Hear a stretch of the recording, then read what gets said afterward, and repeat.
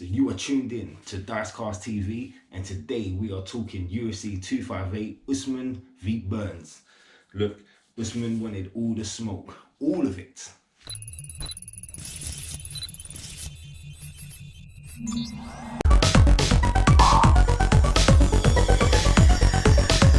First off, I just hope everyone's doing well, everyone's keeping safe during this whole COVID lockdown period. Over here in England, they're pumping out this vaccine, so hopefully at some point we get to some type of normality, you get me? But this weekend just gone, we've had a stat card. There was many fights on UFC 258, from the prelim straight to the main event. But today we're just talking about the main event, because that's what we're all here for. We want to know what's next for Kamaru Usman. We want to know where he's going to next, what he wants, and yeah, in his post-fight press conference, yeah, he said quite a bit, to be honest. So here we've got two former teammates used to fight at the same gym until Usman, I believe, was the first one to leave. But yeah, so like when it's two teammates or two people that's been sparring together go into a fight, especially a big fight like this, a title fight, you don't know how it's going to play out, because clearly, like, they know what it is in sparring. They know how each other fights. They know they're like, you know, some people got they got certain things that they do, like just natural reflexes and natural things that they will go to, and the other person will know that. So it would have been interesting to see like which ones like moved on, which ones it got improved, which ones got new moves. But ultimately, bruh, two teammates fighting each other, mate, like it will be an interesting fight, you get me? And plus, there's not that, like, they're two teammates, so there's no like animosity, there's no anger, there's no like, I don't know if you can fight someone when you're friendly with them. But look, mate, by this fight, like, they were like, from when they faced off in the octagon, it seemed like there was a beef that none of us knew about. But like I said, at the post-fight press conference, Usman told us the whole logic behind it. But listen, we got someone like Gilbert Burns, who has come up from lightweight, who lost, I think it was against Dan Hooker.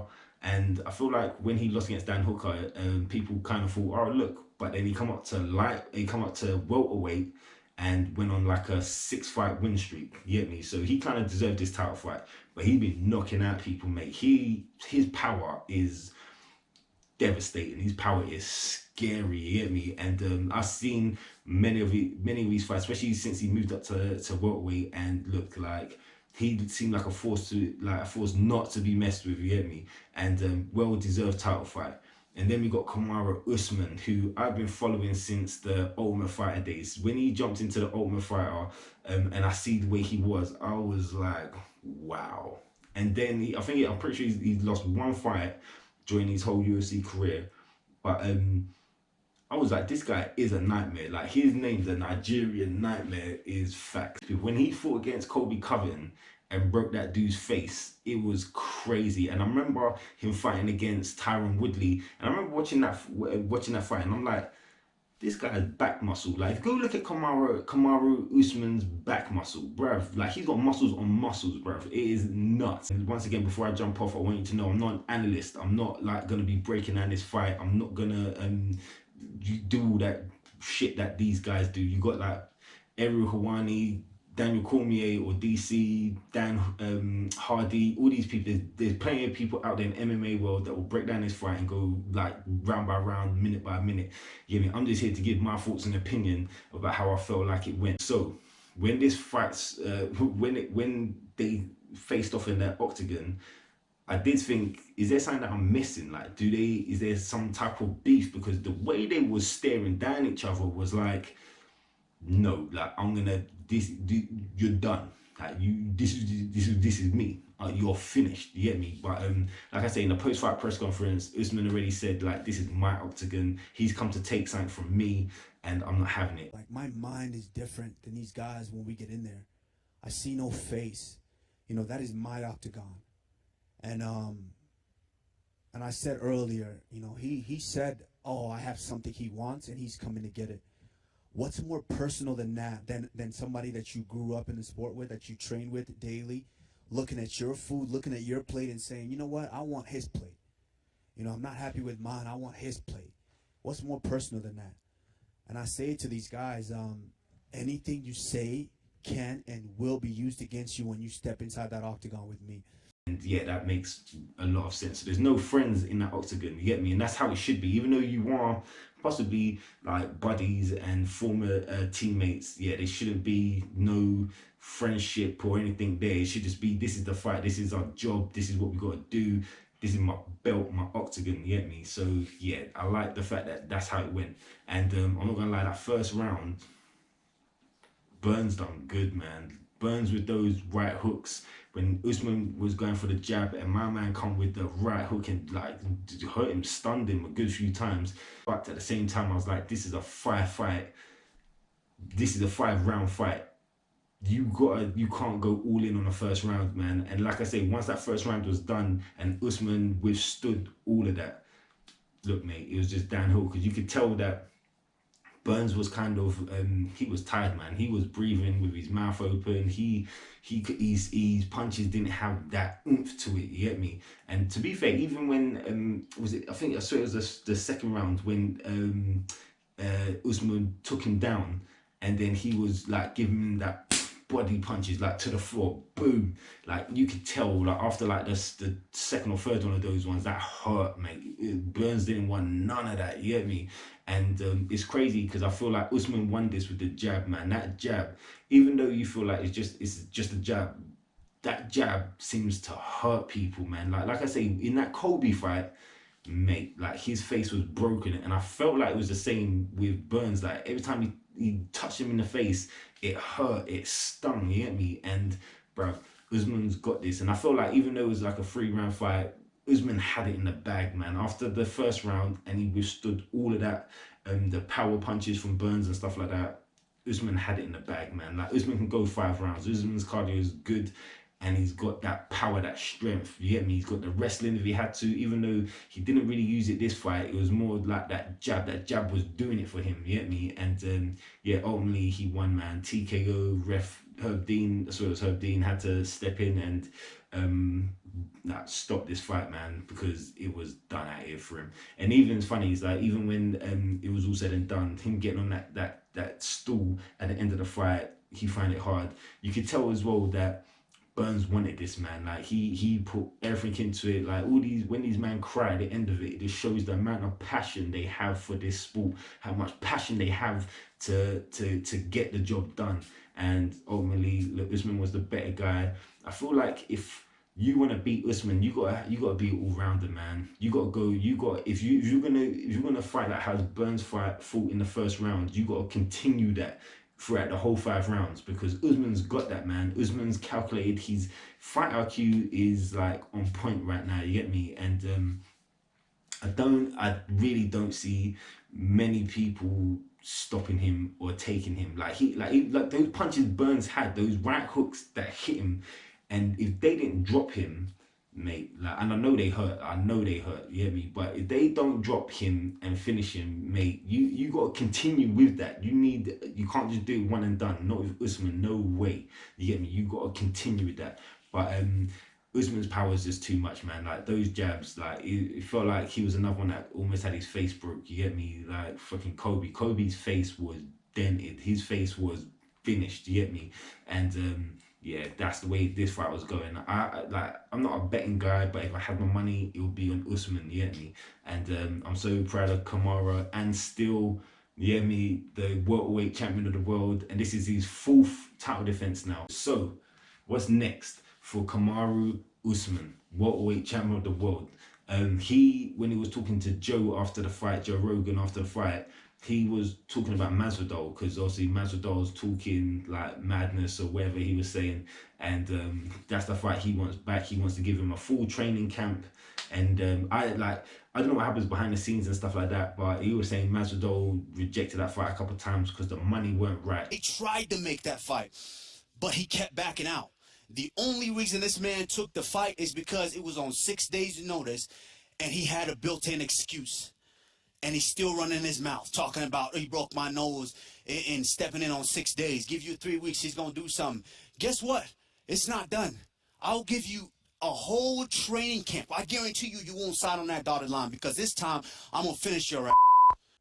We tried to make that fight twice before. He said no. For the May, we know when Khabib and I think it was Ferguson, when they fell out, we tried. I called Dana right away. I said, hey, it's 2 weeks notice. I haven't really been training, but I'll step in if you need me to. And they tried to make that fight, but Masvidal said no.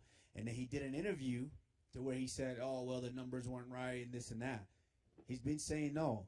And I don't like when fighters do that, even though I get it, like, you're not getting paid man's amount of money, but like, if you're gonna prove you're the best, take the fight in it. Even though it's on little money, take the fight. And if you're the best, you'll win that fight. Then after that, you can call the shots, man. You can determine like, yo, I want this much money, I want that much money.